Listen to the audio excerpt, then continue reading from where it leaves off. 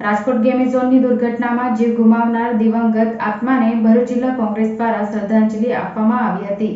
Railway station સ્થિત બાબા સાહેબ આંબેડકરની પ્રતિમા પાસે કેન્ડલ પ્રગટાવી શ્રદ્ધાંજલિ સમર્પિત કરી હતી.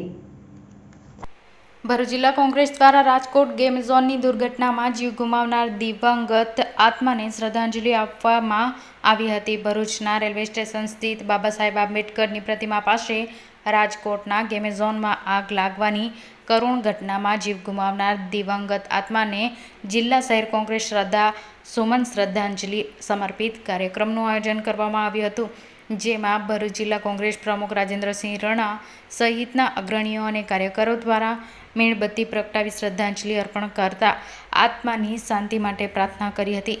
શ્રદ્ધાંજલિ કરવામાં કાર્યક્રમ પૂર્ણ જિલ્લા કોંગ્રેસ પ્રમુખ પરિમલસિંહ રણા, જિલ્લા પ્રવક્તા નાઝુ ફડવાલા, પાલિકા વિપક્ષ નેતા શમસદ અલી સૈયદ સહિત અન્ય હોદ્દેદારો અને કાર્યકરો ઉપસ્થિત રહ્યા હતા. રાજકોટ ખાતે બહુ કરુણ બનાવ બની ગયો. 30થી વધુ લોકોના મૃત્યુ થયા. પથ્થર દિલ પણ રડી પડે એવી આ બનાવને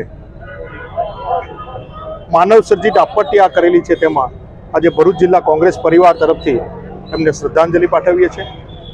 અને આ જે માનવ સર્જિત આપત્તિ આવી પડેલી છે, એમના તમામ પરિવારજનોને દુઃખ સહન કરવાની કુદરત ભગવાન એમને શક્તિ આપે એ જ પ્રાર્થના.